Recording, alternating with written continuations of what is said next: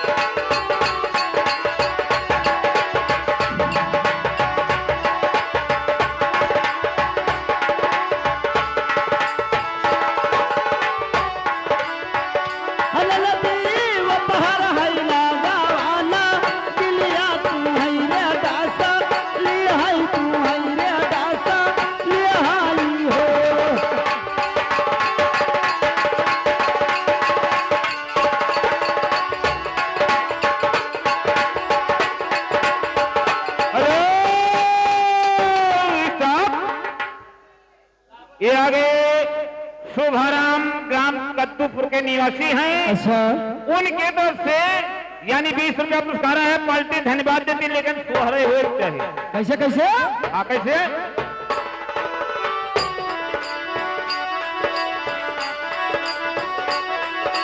हे अभियति काली रे नगराना बिना तू है रे दासा ले है तू है रे दासा ले हाय हो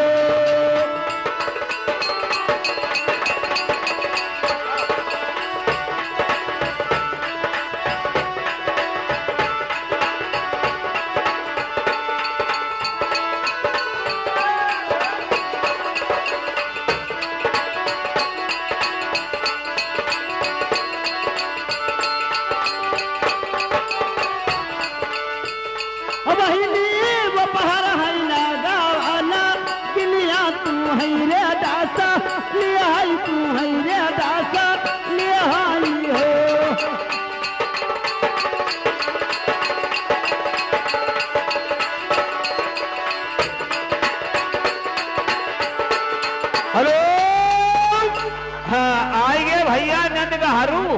अच्छा क्या आएगा नंद का हरू तभी से बोलो जानते हो कितना देनी है कितना पूरा नेक धैर्य नहीं जानते 10 रुपया देने नगारो भैया 10 रुपया देने न हो क्यों लेकिन सोहर ये कहीं हाँ ये दो तो हो हाँ नगारो हाँ भाई अब तो पाव दूध नहीं लाया रहा बता लेकिन कैसे अरे रामा घर मोरिया सासुर झारैया बिखारे लाई ले है बिखारे लाई ले हाय हो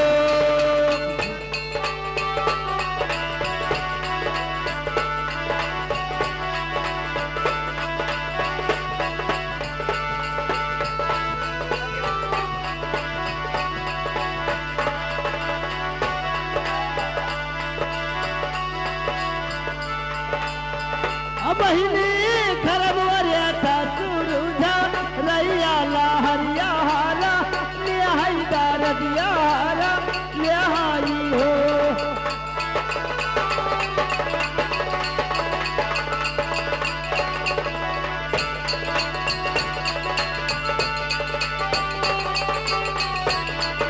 हे रामा घर मोरे ससुरोझा रैया ला हरिया लाई ले हाय ला हरिया लाई ले हाय हो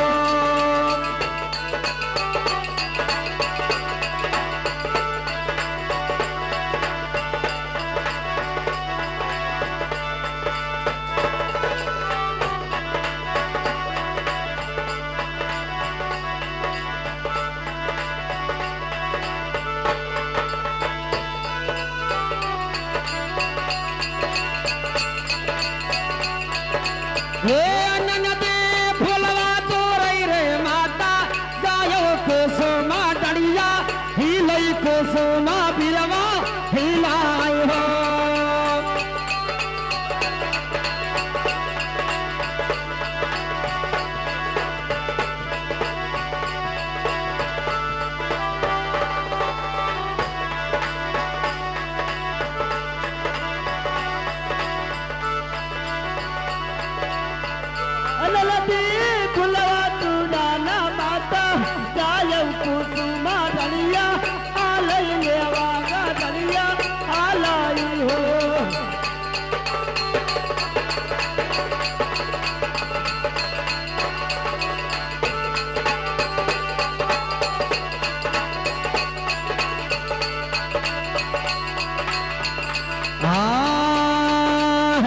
कप है रे काली नागिनिया तू है रे डासा ले आई तू है रे डासा ले आई हो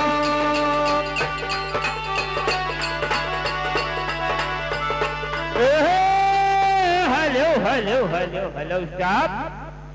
हाजी या 10 रुपया आया है हमारे भैया वो सामने काली ड्रेस वाले खड़े हुए हैं, नाम नहीं बताए हैं। हाजी और एक भाई साहब ने हमारे 100 रुपये दिए थे, हाजी उसमें उन्होंने 30 दे चुके हैं। अच्छा उन्होंने कहा है क्या कहें? ये सोहर बदल दो। सोहर का बोल वही है यादव जी, अगवा का पोयल लवंगिया वही सोहर लगा दीजिए या कब कर लो हमार अब वाइट सोहर लगाओ। हेलो लेकिन कैसे भैया वही शहर सुनिए। अरे राम अरे